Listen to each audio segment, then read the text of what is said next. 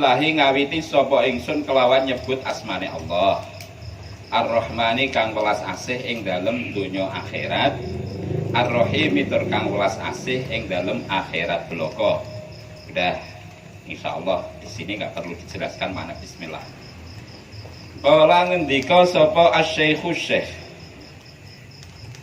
Syekh ini al-faqihu kang ahli fikih, kang ahli fikih. As-sholihu kang sholih. Az-zahidu kang zahid, kang zuhud. Kang zuhud.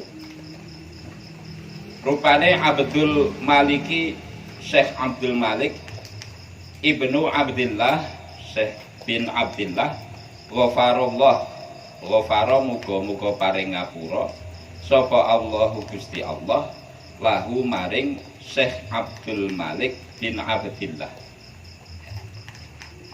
Nah, jadi ini qala asy-Syekh al-Faqih.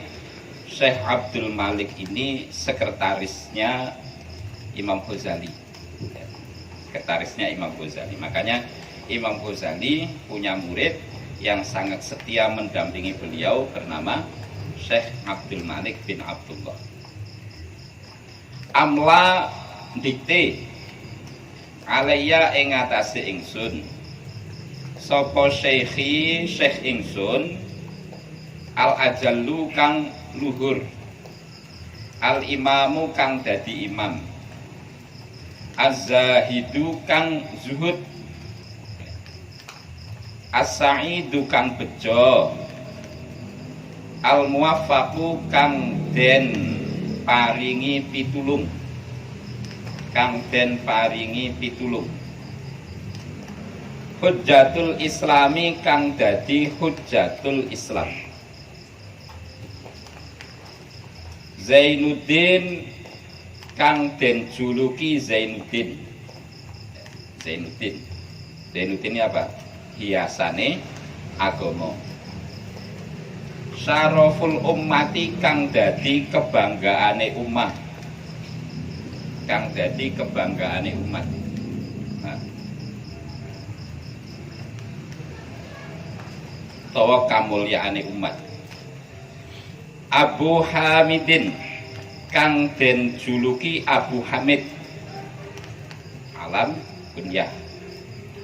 Rupane Muhammadu, Syekh Muhammad Ibnu Muhammadin bin Muhammad Ibni Muhammadin bin Muhammad Al-Ghazali kang bangsa Ghazali. Apa Al-Ghazali itu maknanya? Dan nanti dulu. Nah. Jadi Syekh Al-Faqih ini kalau zaman dulu itu memang masih tulus ya. Orang memberi julukan itu sesuai dengan kapasitasnya. Kalau sekarang ini kan banyak yang palsu. Dijuluki Syekh ternyata kagak jelas. Dijuluki Kiai ternyata tasrifnya kafaro yukafiru kufron. Nah, beda sekali dengan zaman dulu. Kalau dalam kitab itu disebut Syekh ya memang benar-benar sebagai Syekh. Nah ini sang yang mengurusi penerbitan. Jadi ada tiga periode gitu. Imam Ghazali ya menyampaikan tentang materi kitab, terus ditulis oleh muridnya bernama Syekh Abdul Malik. Tulisan manuskrip dari Syekh Abdul Malik itu dicetak oleh para murid-muridnya. Nah ini para muridnya itu berkata qala asy-Syekh. Nah, Syekh Abdul Malik ini bergelar al-faqih juga. Al-faqih. Al-faqih itu kalau definisi sederhananya al-alim bi ilmi syariah. Orang yang menguasai ilmu syariah. Tetapi Syekh Hasan Al-Basri ketika ditanya tentang maksud dari dalil mayuridillahu bihi khairan yufaqihu fiddin, ayat itu maksudnya yufaqih itu bagaimana? Itu kata Syekh Hasan Al-Basri, Maksud dari yufaqih itu adalah al-qaim lailahu as-shaim naharu. Orang yang menguasai ilmu syariat plus malamnya mau tahajud, mau wirid, siangnya puasa. Nah, kalau baru bisa Batul Masail belum faqih. Jika Senin Kamisnya belum puasa, malamnya nggak kuat tahajud, itu belum pakai. Nah, pakai. Az-zahid fid dunya punya karakteristik zuhud fid dunya. Itu pesan tafsir dari ayat may yuridillahu bihi khairan yufaqihu fiddin. Sampai-sampai dari ketekunan untuk sholat ibadah malam dan rutin puasa itu akhirnya wafaqahullahu anillah amrohu wa nahyahu wa alima ma yuhibbuhu wa ma yakrahuhu. Ini dianugerahi oleh Allah bisa mengetahui secara luas tentang pengetahuan fikih yang menyangkut amruhu wa nahyuhu, perintah Allah dan larangan Allah. Plus ketika menghadapi fakta di lapangan itu hatinya diberi hidayah oleh Allah untuk bisa menentukan langkah yang paling tepat. Ini ciri orang yang wiridnya jalan ya, di samping fikihnya jalan ya, di samping fikihnya menguasai, juga wiridnya rajin, itu bisa ditandai. Tandanya apa? Ketika menghadapi persoalan di lapangan, apa yang dia putuskan itu benar-benar sesuai dengan fakta kebenaran. Ini ciri orang yang rajin ibadah, ahli fikih dan rajin ibadah. Kalau hanya ahli fikih tapi Qur'annya hatamnya 3 bulan sekali, itu bisa dilihat. Memang bisa menjabarkan ilmu fikih, tapi ketika ada persoalan di depannya, apa yang dia putuskan itu tidak sesuai dengan kebenaran, melenceng. Milih pilpres 01 atau 02 aja sudah salah, ini bukan ahli fikih ini. Jadi ibaratnya gitu. Sama NU aja masih bingung, wah ini kurang ini. Ahli fikih tapi kok sama NU bingung. Akhirnya mencela NU, menghina NU, kebijakan NU salah, ini salah. Ini perlu dicurigai orang. Ini jangan-jangan sholat malamnya nunggu tanggal 17 Ramadan saja. Ini ilmu yang disampaikan oleh Syekh Hasan Al-Basri. Jadi luasnya wawasan tidak menjamin intelektualnya bisa berjalan di lapangan. Luasnya wawasan harus didukung dengan istiqomah menjalankan ibadah, malam rajin tahajud, diusahakan siangnya juga puasa. Minimal masalah satunya lah. Kalau nggak rajin puasa ya rajin tahajudnya. Nah, kemudian Syekh Abdul Malik ya, itu bercerita bahwa beliau mendapatkan manuskrip atau menulis langsung kitab Minhajul Abidin ini didikte langsung oleh Imam Ghazali. Nah, Imam Ghazali itu digambarkan oleh beliau adalah bergelar Syekh, ya, sudah maklum lah. Ya. Kemudian Al-Ajal, ini saya beri tambahan pengetahuan, kalau makna saja kan ya repot. Ajal itu artinya Al-Mujaddid gitu. Luhur itu artinya punya level ulama kelas VIP dibandingkan dengan ulama yang semasanya. Nah, Mujaddid itu kata Rasulullah akan dimunculkan oleh Allah per 100 tahun sekali. Per 100 tahun sekali. Nah, Imam Nawawi, Syekh Nawawi ya, mohon maaf, Syekh Ihsan Jambes ya, itu menerangkan bahwa Mujaddid Imam Ghazali ini memang Mujaddid pada era 500-an Hijriah. Mujaddid pertama kata Syekh Ihsan itu adalah Syekh Umar bin Abdul Aziz. Beliau menjadi khalifah tahun 98 Hijriah sampai 101 Hijriah. Cirinya Mujaddid itu adalah argumennya itu membasmi para ahli-ahli bid'ah. Ilmunya benar-benar menguasai luar dalam sehingga para ahli bid'ah itu tenggelam dengan keilmuannya. Itu ciri Mujaddid. Nah, Syekh Umar bin Abdul Aziz ini lahir dan besar saat dinasti Umayyah itu dengan poya-poya keduniaannya dibalik oleh Syekh Umar bin Abdul Aziz supaya kembali seperti eranya khalifah atau Khulafaur Rasyidin.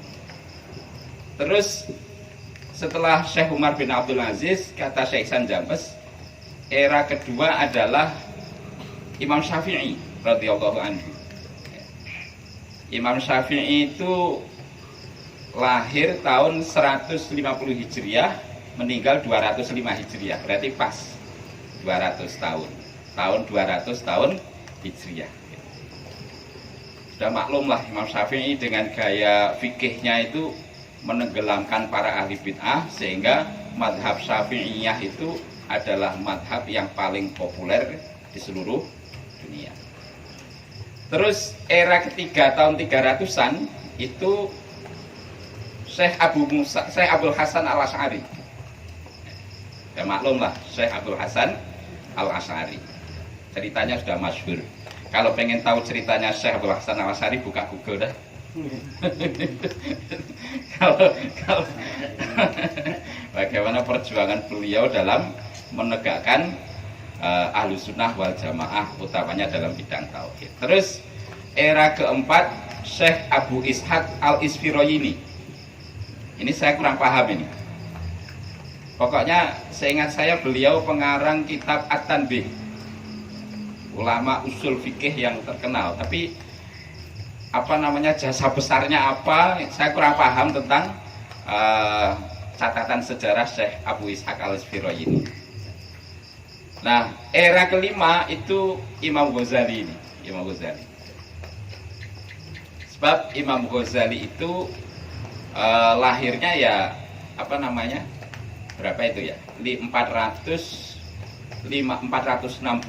wafatnya tahun 510 kalau nggak salah, tahun 510 Hijriah. Jadi beliau menjadi mujaddid itu sekitar itu.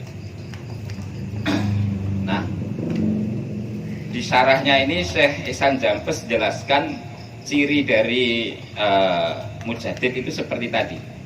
Yusharu bil ilmi ila maqami wa yansuru as-sunnah fi kalami. Nah, kalau saya pikir mujaddid Indonesia itu ya karena itu semakin luas wilayah Islam, berarti mujaddidnya semakin banyak. Kita punya mujaddid Kiai Hasyim Asy'ari. Karena dengan semboyan Hubul Waton Minal Iman itu Hubul Waton Minal Iman itu menghabisi para ahli bid'ah luar biasa. Sampai seluruh dunia sekarang pengen berguru kepada NU. Ini mujaddid bener. Bener, kalau menurut saya Kiai Hasyim Asy'ari mujaddid fi hada zaman. Dengan keilmuannya Hubul Waton Minal Iman diaplikasikan oleh Kiai Wahab Hasbullah, diteruskan oleh Kiai Abdurrahman Wahid, dilanjutkan lagi oleh NU sekarang, sudah benar-benar luar biasa. Afghanistan damai sebab Hubul Waton Minal Iman. Banyak negara ingin berguru kepada NU tentang tata cara menjaga negara, sebab NU sudah paham betul dengan makalah Hubul Waton Minal Iman. Nah, kalau NU tahun 1344 Hijriah, kita nunggu mujaddid era 1000, sekarang 1443. Berarti era mujaddidnya nanti nunggu 1500. Masih berapa tahun itu? 53 tahun. Nah, sekarang pokoknya lagi naik daunnya NU. Gaya-gaya bid'ahnya sudah ditenggelamkan oleh hubul waton minal iman lah. Nah, As-Sa'id itu yang bahagia. Yang bahagia. Kok ya tahu bahagia ya, padahal nulisnya itu ketika Kiai Ghazali, Imam Ghazali masih hidup. Yaitu melihat korenahnya Imam Ghazali yang begitu zuhud, langsung bisa dikatakan as-sa'id. Terus al-muwafaq sudah jelas, hujjatul Islam. Perlu dipahami bahwa gelar di dalam ilmu hadis itu ada 5. Nomor 1 al-mubtadi atau at-thalib. At-thalib itu pemula, orang yang belajar ilmu hadis. Ada lagi al-muhdits. Al-muhdits itu adalah man yahtamilu riwayatahu wa'tana bidiroyatihi, orang yang punya tanggungan untuk memegang amanah, mendapatkan mandat riwayat hadis, dan dia concern dengan diroyahnya. Kemudian ada nomor 3, levelnya setelah muhdits adalah hafid. Al-hafid. Al-hafid itu man ahata ilmuhu mi'ata alfi hadithin isnadan wa matnan wa ya'lamu jarhahum wa adlahum atau jarharuwatihim wa adla ruwatihim. Orang yang menguasai secara penuh tentang 100.000 hadis, baik dari sanad maupun dari matanya, dan mengetahui betul jalur-jalurnya perawi. Wa ing katsura sanaduhu itu, wa turuquhu, walaupun jalurnya hadis itu banyak banget dan dikuasai semua. Itu level al-hafid. Ada level yang selanjutnya adalah disebut dengan hujjatul Islam. Man ahata ilmuhu salasami'ati haditsin sanadan wa matnan. Orang yang betul-betul menguasai baik dari segi hafalan maupun dari segi apapun juga, yang meliputi 300.000 hadis. Sampai seperti tadi, hafal jalur-jalur perawinya dan mengetahui secara persis kualitas perawinya, baik adil ataupun tidak adilnya. 300.000. Kita hafal berapa hadis coba? 3. Hafalnya al-ma'u min al-ma'. Innamal a'malu binniyat. Terus kalau yang al-hakim itu, kalau sudah gelar al-hakim itu hafal seluruh hadis. Ini Imam Ghazali gelarnya itu hujjatul Islam. Berarti beliau ahli hafal 300.000 hadis. Saya bulan puasa Ramadan kemarin itu berdebat lama dengan Gus Saifu, putranya Kiai Ali Masyhuri. Sampai mulai tanggal 1 sampai tanggal 21 Ramadan kayaknya itu. Gara-gara Kiai Gus Saifu itu menyaksikan hadis yang ada di kitab Durratun Nasihin tentang faedah tarawih. Ini nggak ada ini di kitab-kitab hadis. Berarti ini hadisnya maudhu. Berarti Durratun Nasihin itu kitab sesat katanya. Ya nggak bisa, kitab itu sudah beredar di Indonesia sejak zamannya Ki Ihsan, sejak zamannya sejak zamannya Kiai Mahfud At-Tarmusi, itu ahli hadis semua kok. Lama itu. Alhamdulillah. Nah itu Zainuddin, bergelar Zainuddin Syaraful Ummah, beliau kebanggaan umat Islam, Syekh Abu Hamid Muhammad bin Muhammad. Nah. Al-Ghazali At-Tusi, beliau Al-Ghazali itu nisbah ila Ghazalah, qaryah min Quratus, desa. Kalau di sini Bombay lah. Al-Ghazali, terus At-Tusi itu kotanya. Kalau di sini pasir putih, gimana bahasa Arabnya itu? Romal bit.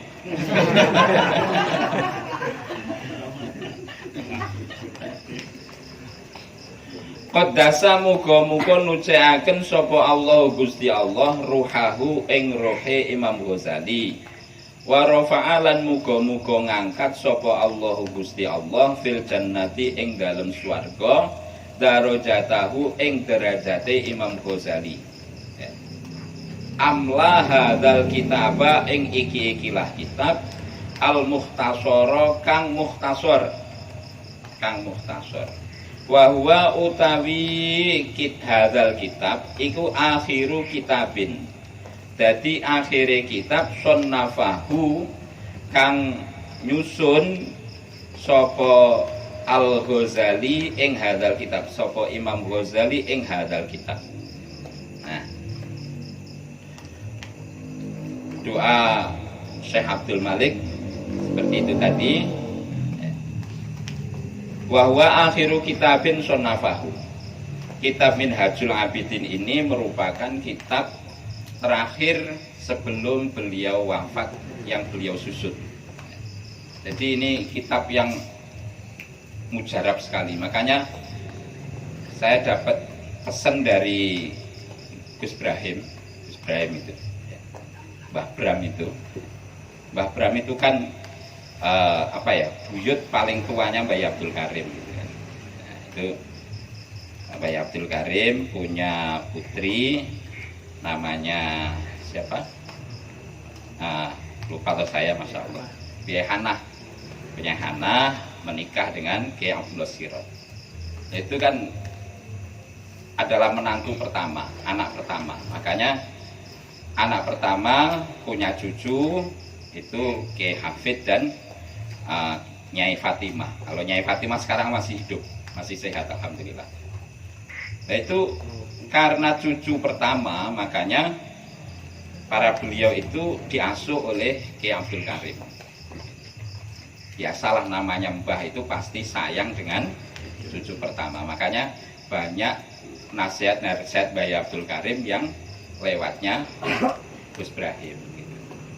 Nah, Gus Brahim itu pernah nasihati saya, kalau pulang ke rumah pesennya Kiai Abdul Karim dulu, banyak-banyaklah baca kitab Minhajul Abidin. Jadi alumni Lirboyo itu dipeseni oleh Kiai Abdul Karim, bacalah kitab Minhajul Abidin. Jadi bukan karena gimana-gimana milih kitab Minhajul Abidin, itu karena punya latar belakang itu gitu.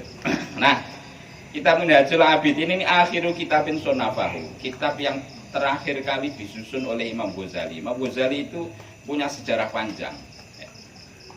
Dulu awalnya masih muda itu terkenal anak yang cerdas, dan mohon maaf, tata bahasanya itu kurang sopan gitu. Sampai disindir oleh gurunya Imam Haramain Al-Juwaini. Sebab Imam Haramain Al-Juwaini sudah kalah tenar dengan Imam Ghazali ini. Kata Syekh Imam Juwaini-nya, kau kubur aku hidup-hidup. Itu artinya nyindir beliau, saya masih hidup itu sudah kau kalahkan gitu.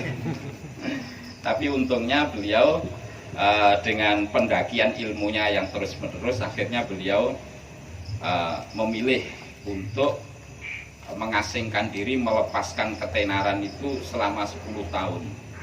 Beliau pergi ke tanah Syam, ziarah ke para syuhada, ke para sahabat, ke para walinya Allah, tirakat pokoknya 10 tahun. Setelah itu baru pulang ke Mesir lagi, baru beliau membangun pesantren. Nah, ini setelah menjadi warathatul anbiya, baru kemudian dakwah. Itu Imam Ghazali gitu. Jadi kalau mau bangun pesantren tirakat dulu. Ya. Itu contohnya Imam Ghazali ini. Imam Ghazali itu mengasingkan diri 10 tahun, tirakat ke makam-makam gitu, sambil menyusun kitab Ihya Ulumuddin. Nah, setelah beliau bersih, baru pulang ke kampung halaman untuk mendirikan pesantren. Itu Imam Ghazali. Ya, nah itu yang dapat warisan kayak Ki Ya Yazid ini kan enak ini.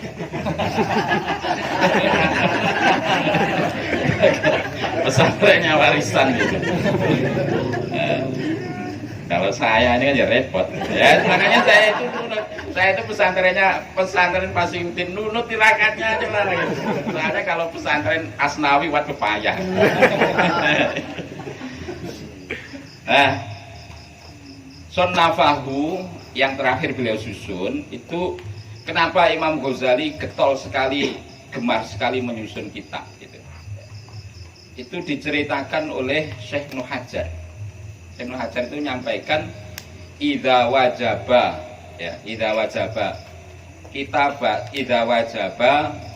kitabatul wisaqah fa wajaba kitabatul ilm fa innahu yusiqu al ilma. Kalau apa itu suatu perjanjian saja itu butuh tulisan, untuk jaminan saja butuh tulisan, transaksi butuh tulisan, maka ilmu itu ya harus ada dokumentasinya. Ilmu itu harus ada dokumentasinya ya. Ilmu harus lebih wajib lagi untuk ada dokumentasinya ya. Terlebih lagi akhir zaman. Masalahnya ilmu kalau tidak ada dokumentasinya ya habis. Maka Syekh Ibnu Hajar itu menceritakan kenapa kok 4 madhab ini yang lestari sedangkan madhab yang lain punah. Karena empat madhab ini, Imam Malik, Imam Syafi'i, Imam Abu Hanifah, Imam Ahmad bin Hanbal, itu punya murid yang kreatif. Beliau menyusun kitab atau beliau atau ngaji gini, muridnya itu mendokumentasikan untuk dicetak, untuk disebarkan oleh murid-muridnya. Nah, sedangkan madhab yang lain muridnya terlalu lugu, kiainya ngaji dibiarin aja, akhirnya punah.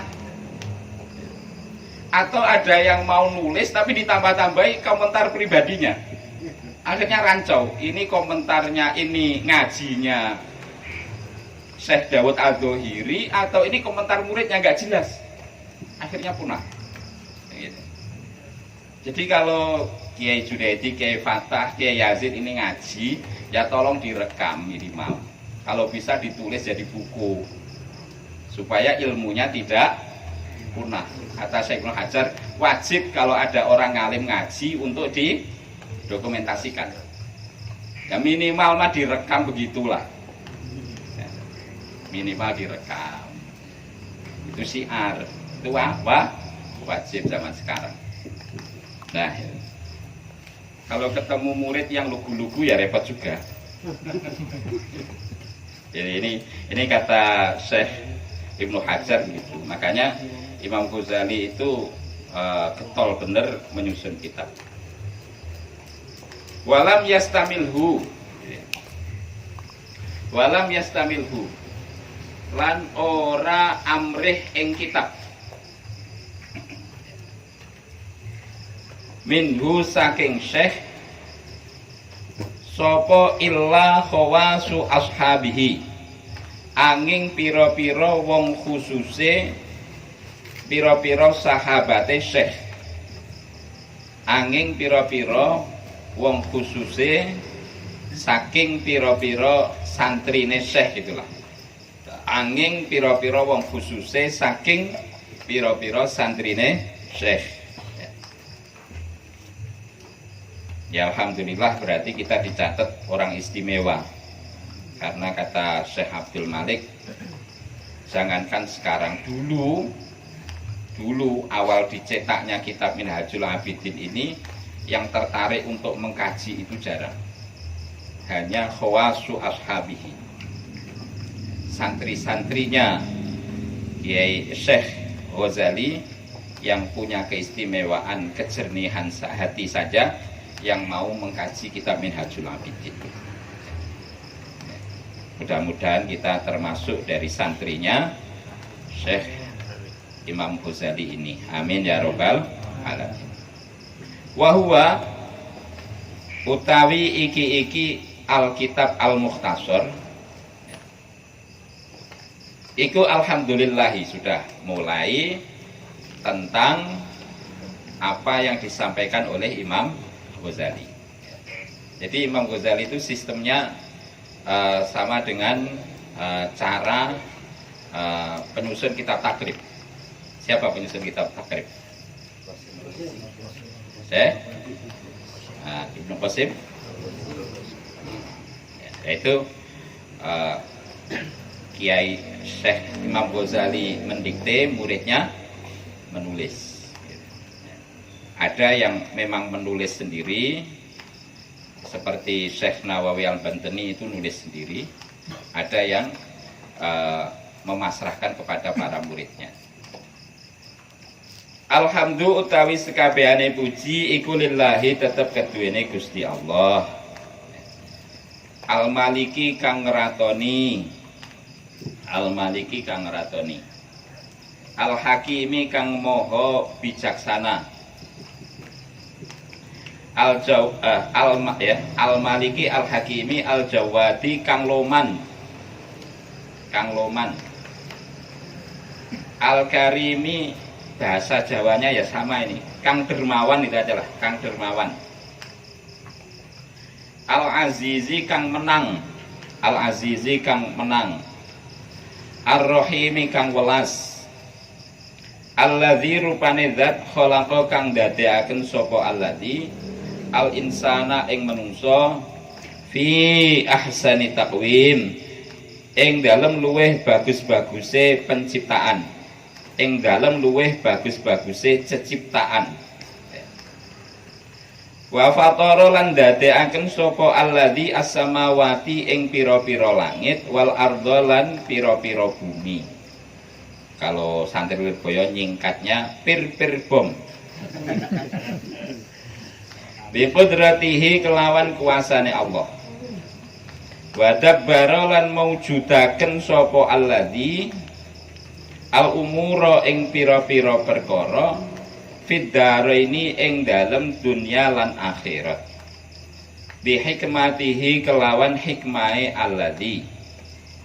Wa ma khalaqa lan ora ndadekaken sapa alladzi al jinna ing jin wal ingsalan ing menungso illa li ibadatihi angin krana ibadah maring alladzi, angin krana ibadah maring alladzi. Fattariqu moko utawi dalan ilaihi maring alladzi iku wadihun kang pertelo. Sudah pada lupa apa belum bahasa pertelo gitu? Nah, boleh. Saya baca pelan-pelan, nah ini sudah banyak yang lupa ini. Iku itu singkatannya kho itu loh.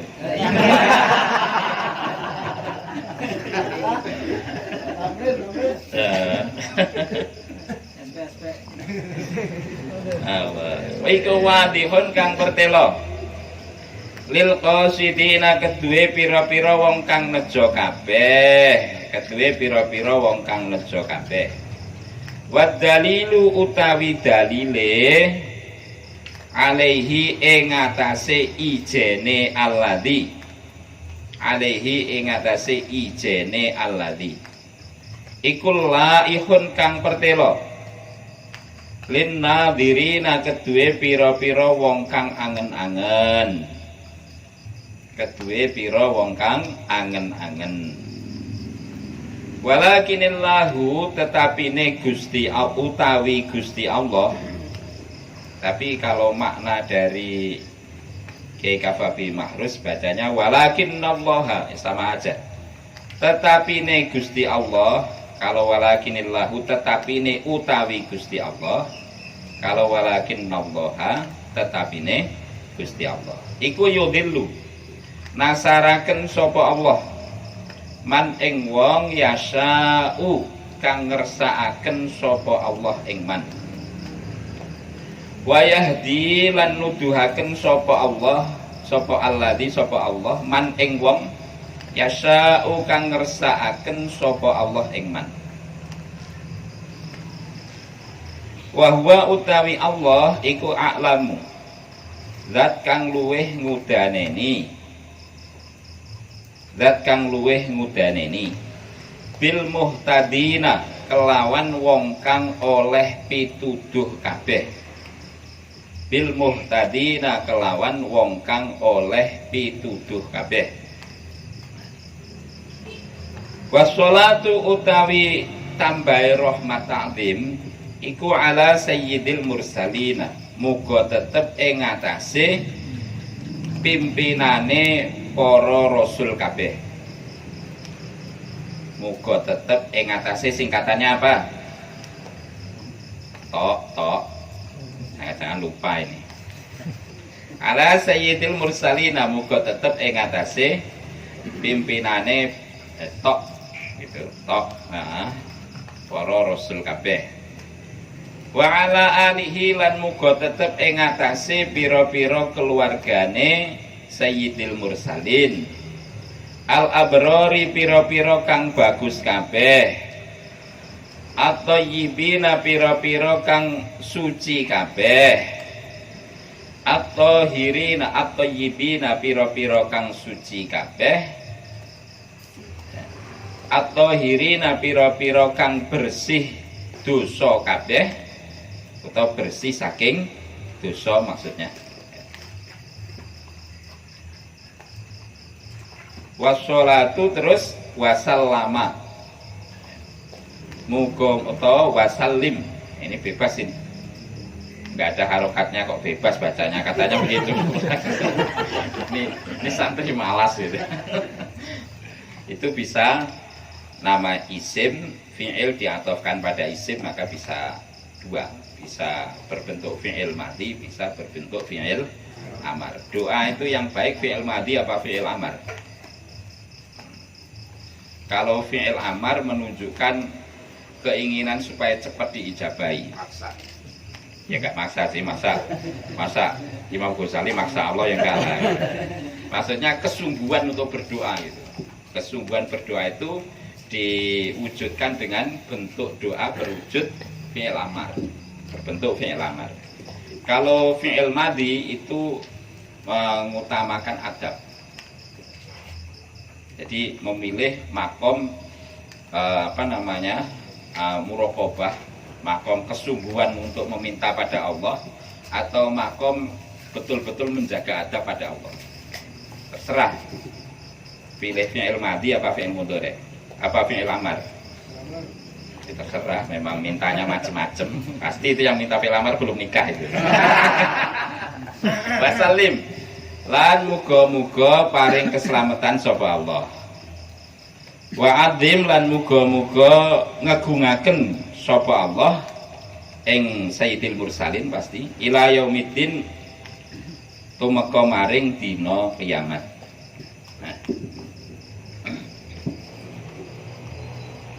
Nah, jadi Allah itu Al-Malik. Al-Malik itu tidak sama dengan Ar-Rabb. Kalau Al-Malik itu identiknya dengan Malik Yaumiddin, ya. Malik itu identiknya dengan pengaturan tentang syariat. Kalau di akhirat Malik Yaumiddin itu adalah surga apa neraka. Tapi kalau Malikul Dunya itu artinya Allah yang punya hak veto untuk menentukan halal dan haram. Jadi jangan percaya hukum yang tidak berlandaskan Quran dan hadis. Sebab yang punya hukum halal dan haram itu hanyalah Allah. Kalau Rabbul Alamin itu maksudnya adalah pengaturan. Yang mengatur rizki, yang mengatur jodoh, yang mengatur kapan sakit, yang mengatur kapan meninggal, itu adalah Rabbul Alamin. Nah, Al-Hakim, Allah itu Al-Hakim, Maha Bijaksana. Maha Bijaksana. Bijaksana, kalau Al-Jawad, Maha Dermawan. Al-Karim juga Maha Dermawan. Sudah jelas Al-Hakim itu Maha Bijaksana, sudah maklum lah. Al-Jawad itu artinya adalah Maha Dermawan. Siapapun akan diberi oleh Allah tanpa menunggu permintaan dan tanpa melihat kebutuhan. Itu al-jawadnya Allah. Jadi ada makhluk yang sombong kepada Allah, nggak pernah berdoa, dan kebetulan ya nggak pernah berdoa, nggak percaya pada Allah, tetap Allah kasih rezeki, karena Allah itu punya sifat jawad. Sedangkan Al-Karim itu adalah sifat Allah yang maha dermawan kepada orang yang sudah berdoa dengan sungguh-sungguh kepada Allah. Jadi untuk orang yang diuji oleh Allah, itu Allah sedang menjalankan sifat Al-Karimnya. Sedangkan orang yang tidak punya pernah tempaan spiritual, ya, tidak pernah berdoa, tapi kok tetap dapat rezeki karena Allah menjalankan sifat Al-Jawadnya. Nah kita ya Al-Jawad mengharapkan Jawadullah juga Karimullah. Biasanya yang istimewa itu yang rezeki yang dari jalur Al-Karim. Kalau jalur Al-Jawad itu rezeki yang biasa-biasa baik. Nah. Terus waswala sudah paham, sudah jelas semua. Wa ma khalaqal jinna wal insa illa li'ibadatihi fattariqu ilaihi wadihun lil qasidin wad dalilu alaihi laihun lin nadirin walakinnallaha yudhillu man yasha wa yahdi man yasha wa huwa a'lamu bil muhtadin. Nah, i'lamu padha weruh sira kabeh. I'lamu padha weruh sira kabeh. Ikhwani he pira-pira sedulur ingsun. As'adakum muga-muga bejaaken ing sira kabeh. Bejo itu apa bejo? Nah, beruntungan. Muga-muga bejaaken ing sira kabeh sapa Allahu Gusti Allah. Wa iya yalan ing ingsun bimardatihi kelawan ridhone Allah. I'lamu yen annal ibadah ing setuhune ibadah iku samratul ilmi, dadi wohe ilmu. Wa faidatul umuri lan dadi faidahe umur. Wa hasilul abidi lan dadi hasile perkara hasile pira-pira wong kang ibadah, lan perkara hasile pira-pira wong kang ibadah. Al aqwiya pira-pira kang kuat.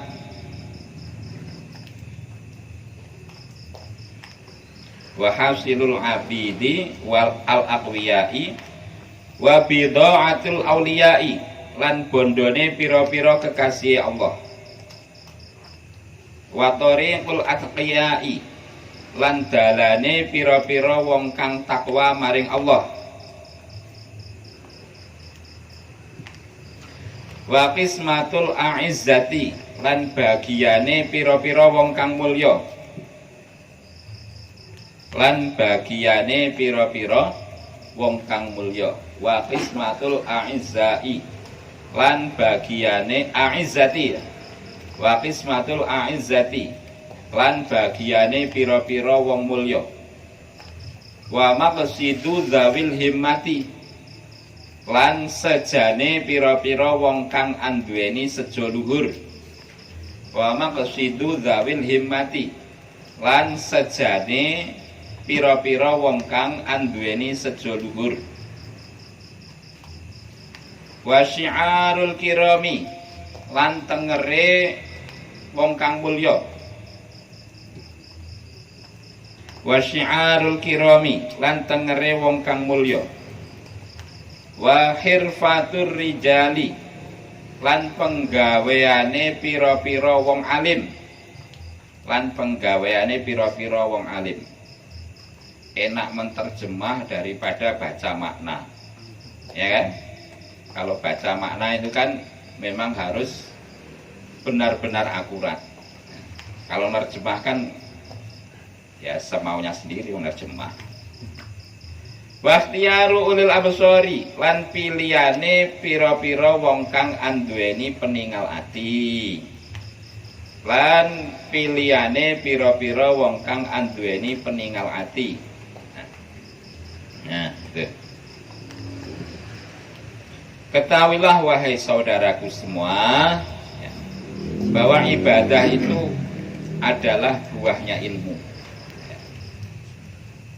Ilmu tanpa ibadah itu ya laksana pohon tanpa buah. Laksana pohon tanpa buah. Kalau pohon tanpa buah ditebang sama Kiai Junet, yakin. Kalau ada pohon rambutan di sini nggak berbuah, ya ditebang saja. Wa faidatul umuri, ibadah itu faidahnya umur. Buat apa punya umur panjang tapi tidak ada ibadah? Wa hasilul abidi al-aqwiyai, yang dihasilkan oleh orang-orang ahli ibadah yang kukuh. Orang-orang ahli ibadah yang kukuh itu artinya punya prinsip kuat di dalam beribadah, tidak mudah goyah dan tidak mudah terselewengkan. Itu dia tercatat sebagai al-abid. Al-abid. Nah, itu berawal dari ibadah. Wa bidha'atul auliya, orang-orang ahli ibadah pasti yang dihasilkan adalah ibadah itu sendiri. Bidha'atul auliya, hartanya orang-orang para walinya Allah. Para walinya Allah itu tidak peduli dengan harta dunia. Harta bagi para beliau adalah ibadah itu sendiri. Ya, sederhananya kalau raja itu mengandalkan kesejahteraan anaknya dengan warisan kerajaan, kalau orang ahli ibadah mengandalkan kesejahteraan anaknya dengan ya sederhananya bacaan Yasin dan Waqiah. Ya. Makanya dulu itu ada cerita kan, ada raja ditanya, apa jaminan untuk anak cucumu? Saya meninggalkan buat dia warisan berupa kerajaan. Kalau ulama, apa yang kau andalkan untuk mensejahterakan anakmu? Tiap malam saya bacakan surat Yasin dan ayat kursi. Ternyata anak raja itu untuk keturunan yang keempatnya sudah nggak jadi apa-apa. Tapi kalau anaknya orang tua yang baca Yasin, baca Waqiah tiap malam, anaknya ternyata ya alhamdulillah jadi berkah semua. Itu bidha'atul auliya. Wa tariqul atqiyai, jalan yang dipilih oleh orang-orang yang bertakwa. Wa qismatul a'izzah wa maqsidu dzawil himmah wa syi'arul kiram, tandanya orang mulia itu yang ibadahnya. Hirfatur rijal, orang-orang alim itu aktivitas kesehariannya adalah ibadah. Makanya kita itu seneng gini ya. Contoh gini. Syekh Sufyan Ats-Tsauri itu di dalam kitab Ihya juz 2, pokoknya bab ilmu itu kan. Itu Imam Ghazali itu kan sedikit tidak setuju atau mengarahkan nasihatnya Syekh Sufyan Ats-Tsauri. Sebab Syekh Sufyan Ats-Tsauri itu pernah menyampaikan begini.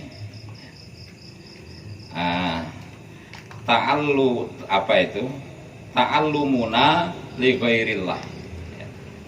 Fa'aba al-ilmu ayyakuna illa lillah. Saya belajar itu diawali dengan tidak karena Allah Ta'ala, tapi untuk kelanjutannya akhirnya ilmu itu menuntun saya untuk memastikan diri bahwa ilmu ini hanyalah untuk lillahi ta'ala.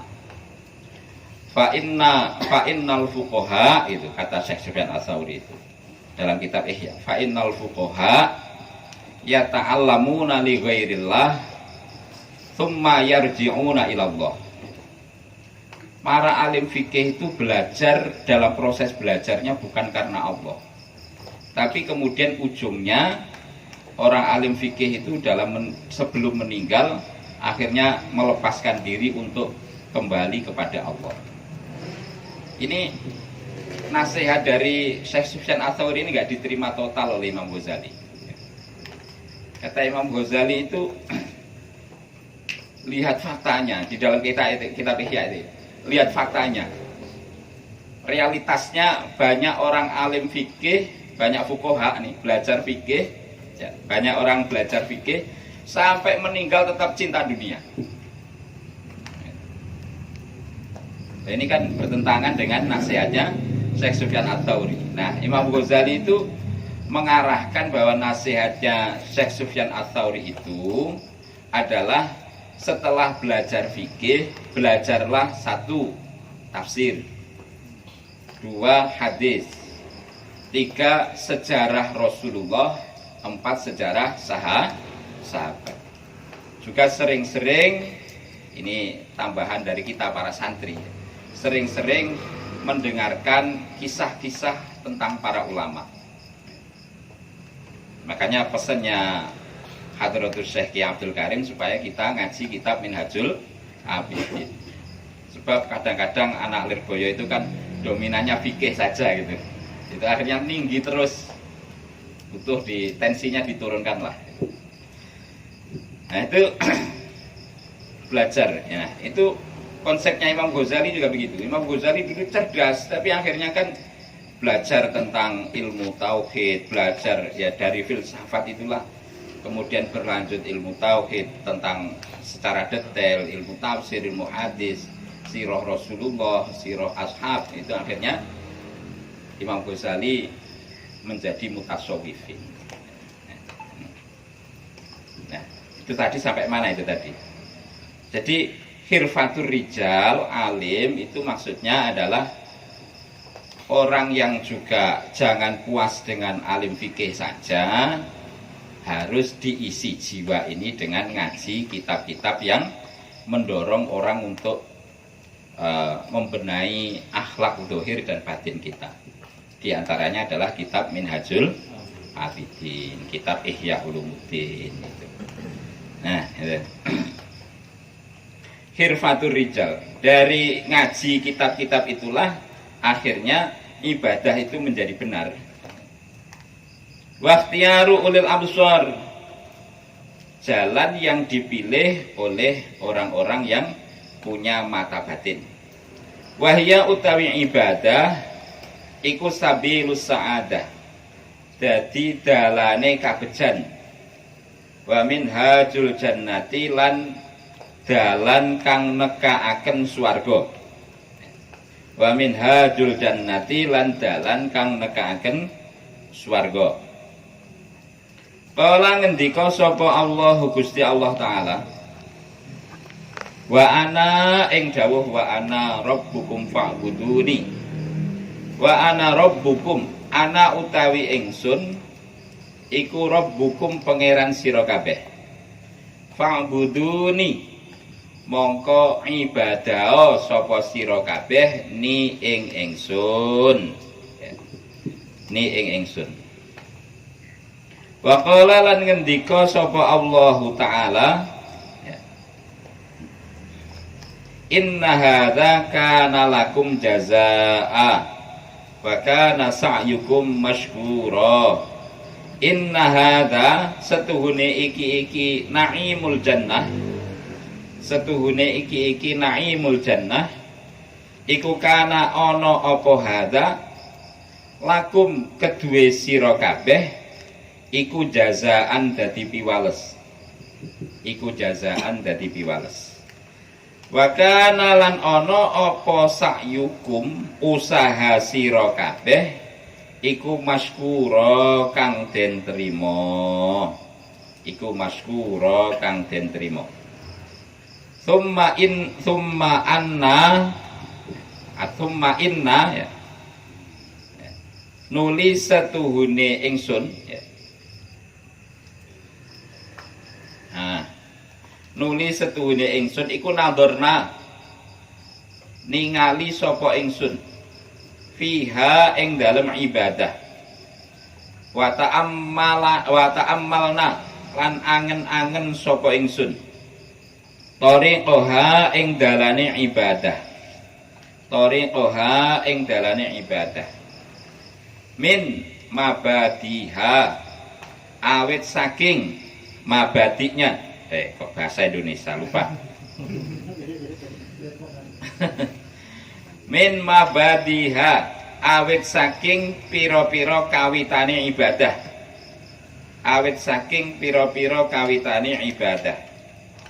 ila maqasidiha tumeka maring pira-pira sejane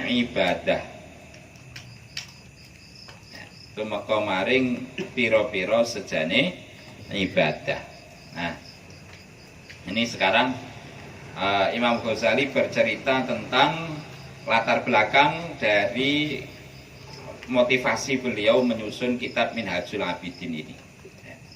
Karena beliau merasa prihatin. Banyak orang yang punya niatan ibadah, tapi karena tidak ada konsep yang bagus tentang teori ibadah, akhirnya tidak menemukan hasil yang maksimal.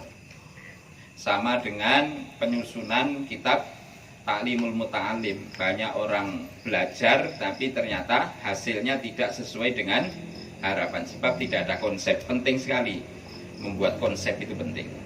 Menyusun konsep itu penting. Nah, Imam Ghazali menyusun kitab Minhajul Abidin ini karena banyak orang kepengen ibadah tapi karena tidak tahu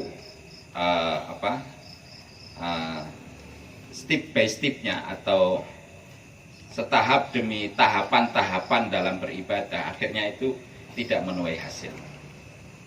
Jadi kalau belajar nahwu itu langsung lompat alfiyah gitu,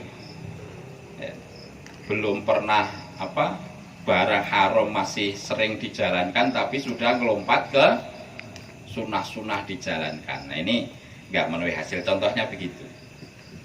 Makanya Imam Ghazali bercerita di sini tentang konsep latar belakang beliau menyusun kitab Minhajul Abidin. Allati rupane ibadah. Gini. Allati rupane maqasid. Iya kang utawi allati iku amani salikiha. Piro-piro pengarep-ngarepe wong kang ngambah ibadah. Piro-piro pengarep-ngarepe wong kang ngambah ibadah. Nah, Faidan mongko ing dalem arikalane inna nadorna itu iya utawi ibadah iku thariqun dalan wa'run kang angel wasabilun lan dalan sokbun sabilun ya, terus sokbun wasabilun lan dalan sokbun kang angel panemune mencari jalan menuju Bombay saja tersesat-sesat sampai ke Bedahan, ada yang sampai ke Citayam. Nah, itu karena sabilunnya sokbun, menuju gang ke Bombay gitu udah susah.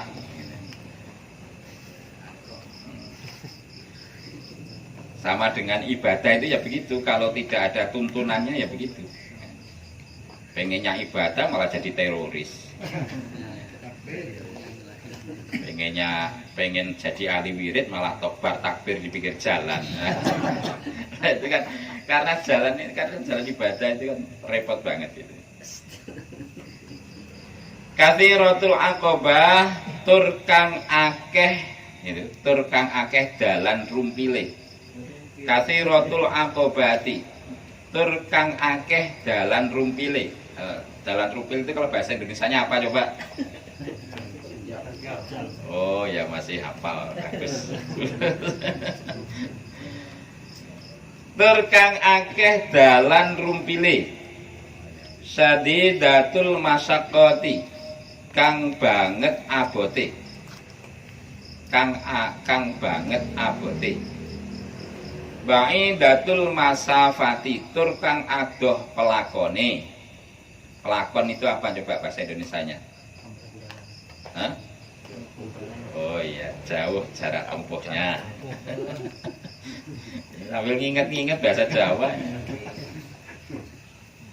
Azimatul afati, tur kang agung panca bayane. Tur kang agung panca bayane. Memori pesantren dulu.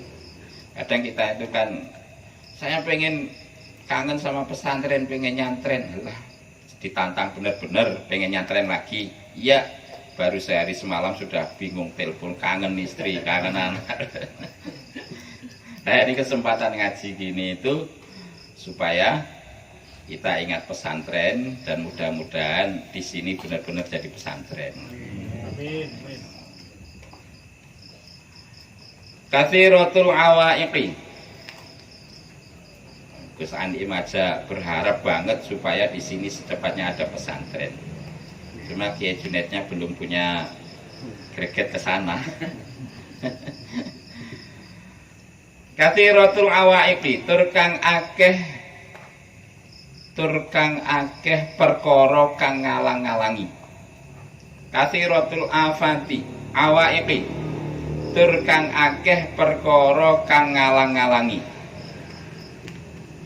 Tur kang akeh perkara kang ngalang-alangi. Wal mawani'i, lan pira-pira perkara kang nyegah.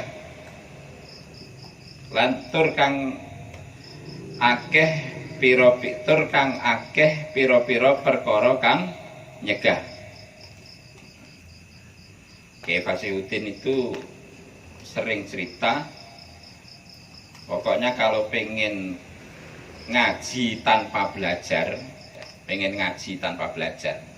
ngaji tanpa persiapan, itu pinjemlah kitabnya Kiai Habib. Kata Kiai, kata apa Kiai Fasi itu begitu. Pokoknya kalau pengen ngaji tanpa belajar, pinjemlah kitabnya Kiai Habib. Kitabnya Kiai Habib itu maknanya lengkap banget. Sampai pinggir-pinggirnya itu tasrif-tasrifnya ada semua. Gitu. Marjek-marjeknya itu apalagi kitab pelajaran itu paling lengkap.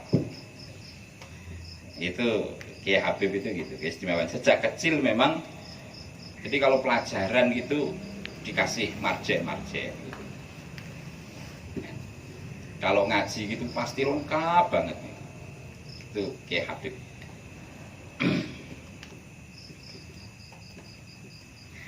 Nah, kalau pengen ngaji bingung, pinjemlah kitab saya. Nah, karena maknanya kayak mana dokter. Mana dokter kan, tulisan dokter kan susah dibaca itu.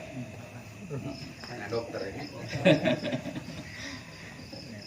Jadi Kiai Habib itu memang punya keistimewaan, maknanya lengkap gitu. Hafifatul mahaliki, tur kang den kupengi pira-pira perkara kang rusak. Hafifatul mahaliki, tur kang den kupengi pira-pira perkara kang rusak. Wal maqati'i, lan pira-pira perkara kang megot.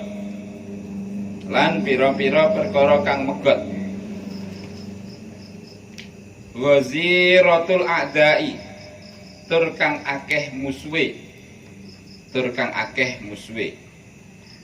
Wal qutta'i, lan pira-pira begal.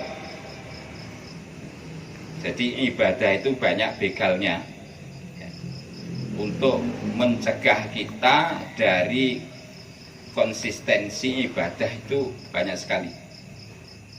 Penjahatnya itu banyak sekali. Musuhnya banyak, begalnya banyak, setannya banyak, banyak banget. Nah itu makanya butuh dalam ibadah ini konsep yang rapi supaya bisa memetakan mana kawan, mana lawan. Nah, ini kitab-kitab Minhajul Abidin urusan ibadah. Kalau untuk urusan NU, PKP NU lah. Azizatul asya'i, kang kidik piro-piro gini. Azizatul asya'i, kang kidik piro-piro kang anut. Kang kidik piro-piro kang anut. Kang kidik piro-piro kang anut. Wal atba'i tegese piro-piro wong kang anut. Yang mengikuti jalur ini sedikit, sedangkan mayoritas orang itu salah jalur. Akhirnya kita prinsipnya yang banyak itu yang benar. Akhirnya ngikuti yang banyak. Nah, ini bahayanya di situ. Sama pengalaman saya baru nyampe di Depok ini, nyari bakso. Nah, prinsipnya orang itu kalau nyari warung pilih yang rame. Kalau yang rame biasanya rasanya paling enak kan gitu. Ternyata saya salah. Saya memilih bakso, warung bakso, ternyata yang paling rame. Wah, itu paling rame gitu. Ya udah, beli bakso di situ. Ternyata khas Betawi. Padahal khas Betawi itu banyak cabenya sedikit, yang banyak apanya itu? Yang pedes-pedes itu. Ladanya. Orang Jawa itu nggak bisa makan banyak ladanya. Ternyata salah. Setelah itu ternyata milih warung yang sepi itu malah yang enak kalau di sini. kalau warung yang ramai itu nggak cocok sama saya. Nah, ini gitu, jalan menuju ibadah yang benar itu minoritas. Yang banyak justru beribadah dengan jalan yang tidak pas. Makanya penting sekali ngaji Minhajul Abidin sebagai panduan. Wahakadha lan kaya mengkene-mengkene sak banjure. Yajibu wajib antakuna yen to tinemu apa ibadah. Li annaha krana setuhune ibadah iku thariqul jannah, dadi dalane swarga. Fayasiru mongko dadi apa hadza ikilah thariqul ibadah. Apa hadza ikilah thariqul ibadah. Iku tasdiqon beneraken lima maring dawuh atau perkara utawa maring sabda qalahu kang ngendikaken ing mas sapa Nabi Muhammad sallallahu alaihi wasallam. Ala eling-eling wa innal jannata setuhune swarga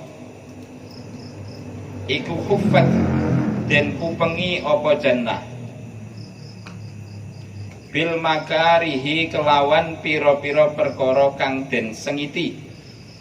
Kelawan pira-pira perkara kang den sengiti. Wa innan nara lan setuhune neraka iku hufat den kupengi apa anar bisyahawati kelawan pira-pira kasenengan. Bisyahawati kelawan pira-pira kasenengan. Saya mau perjanjian dulu, ini sampai jam berapa? Jam 10 ya? Ya, kalau jam 10 berarti sudah pas. Pas. Mudah-mudahan bisa istiqomah. Karena pentingnya ngaji kitab Minhajul Abidin sambil tabarukan dengan para kiai-kiai kita semuanya. Demikian yang bisa saya sampaikan, kurang lebihnya mohon maaf. Wabillahi taufiq wal hidayah, waridha wal inayah. Wassalamualaikum warahmatullahi wabarakatuh.